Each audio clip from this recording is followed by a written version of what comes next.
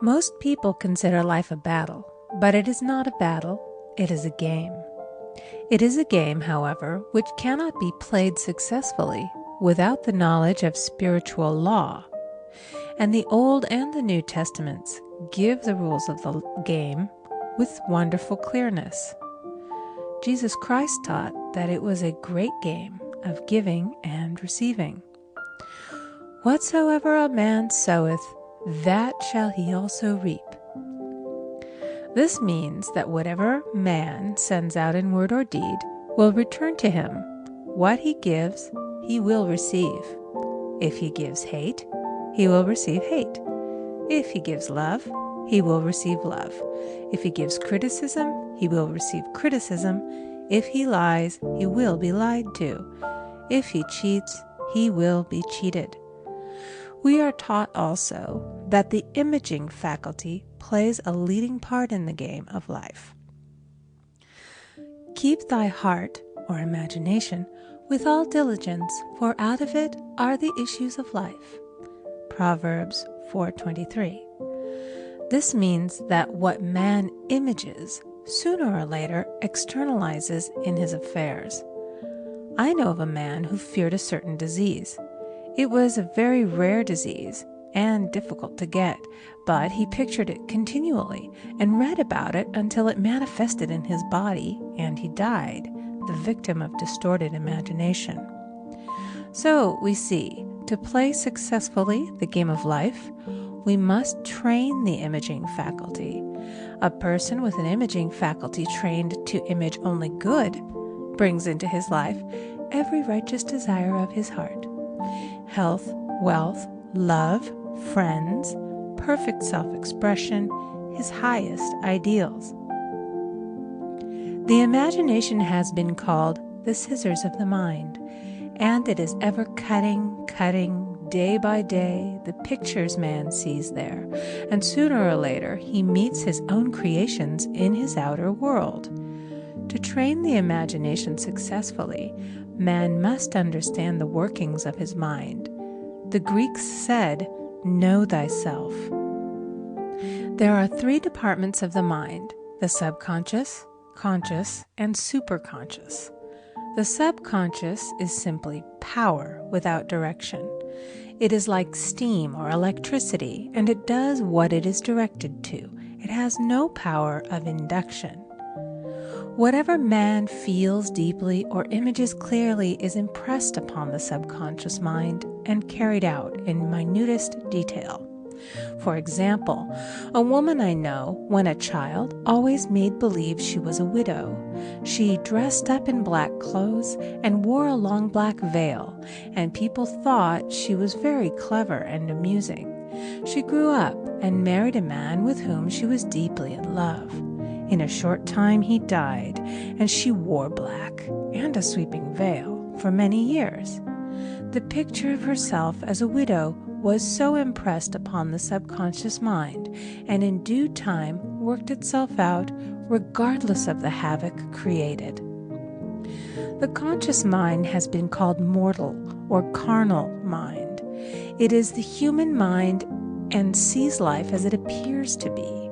It sees death, disaster, sickness, poverty, and limitation of every kind, and it impresses the subconscious. The superconscious mind is the God mind within each man and is the realm of perfect ideas. In it is the perfect pattern spoken of by Plato, the divine design, for there is a divine design for each person. There is a place that you are to fill and no one else can fill, something you are to do which no one else can do. There is a perfect picture of this in the superconscious mind. It usually flashes across the conscious as an unattainable ideal, something too good to be true.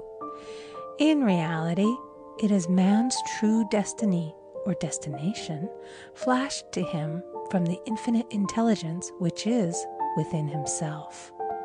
Many people, however, are in ignorance of their true destinies and are striving for things and situations which do not belong to them and would only bring failure and dissatisfaction if attained.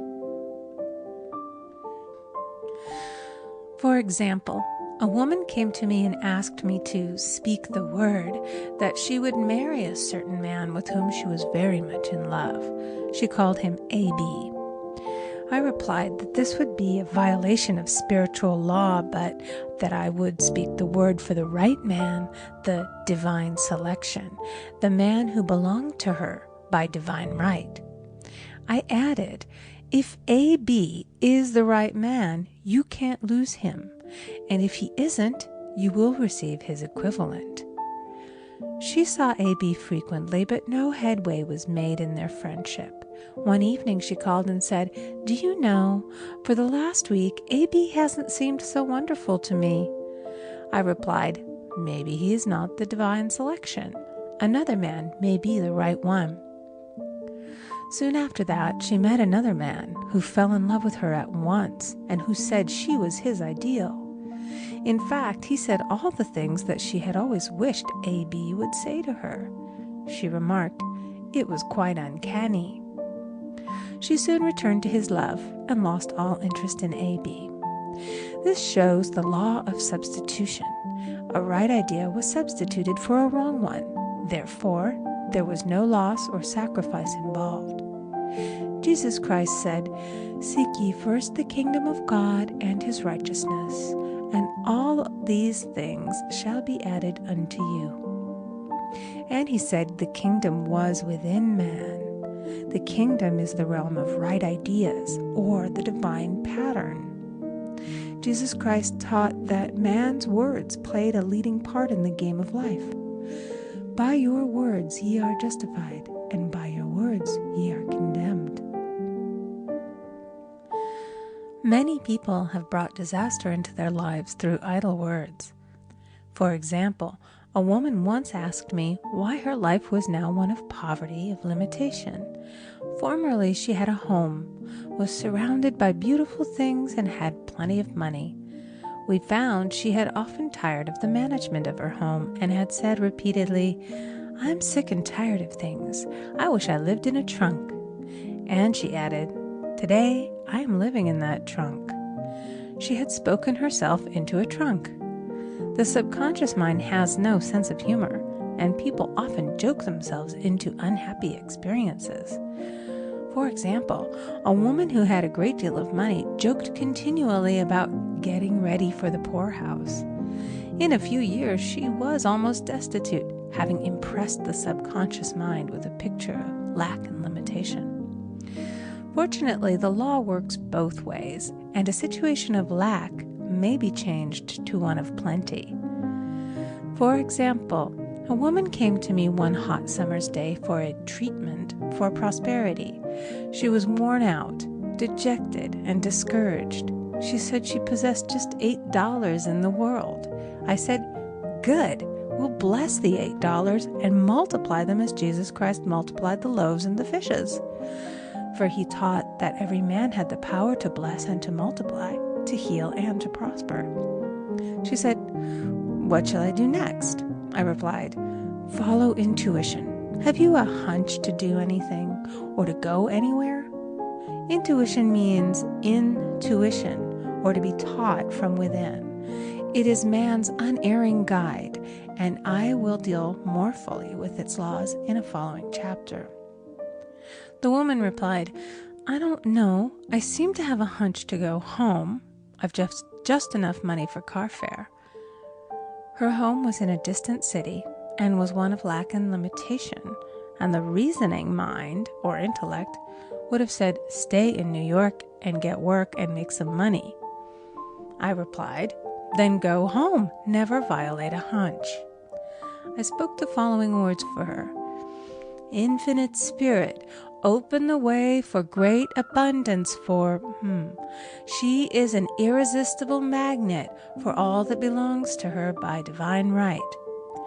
I told her to repeat it continually also. She left for home immediately. In calling on a woman one day, she linked up with an old friend of her family. Through this friend, she received thousands of dollars in a most miraculous way.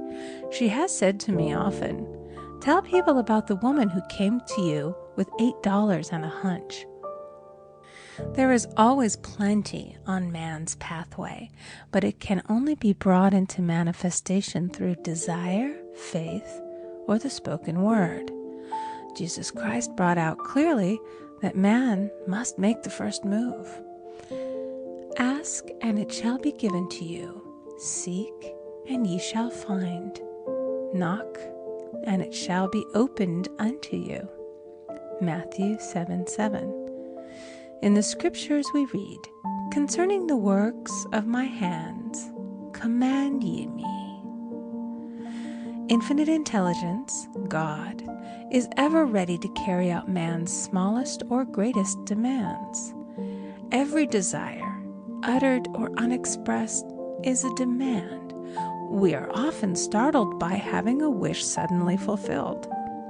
For example, one Easter, having seen many beautiful rose trees in the florist's windows, I wished I would receive one, and for an instant saw it mentally being carried in the door.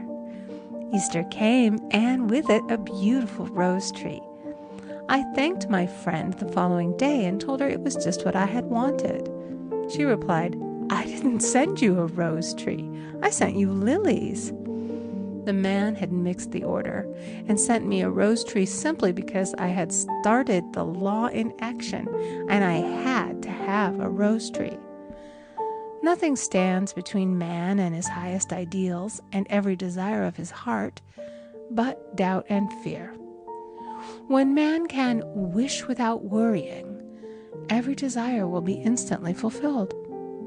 I will explain more fully in a following chapter the scientific reason for this and how fear must be erased from the consciousness. It is man's only enemy. Fear of lack, fear of failure, fear of sickness, fear of loss, and a feeling of insecurity on some plane. Jesus Christ said, "Why are ye fearful, O ye of little faith?" Matthew 8:26. So we can see we must substitute faith for fear is only inverted faith.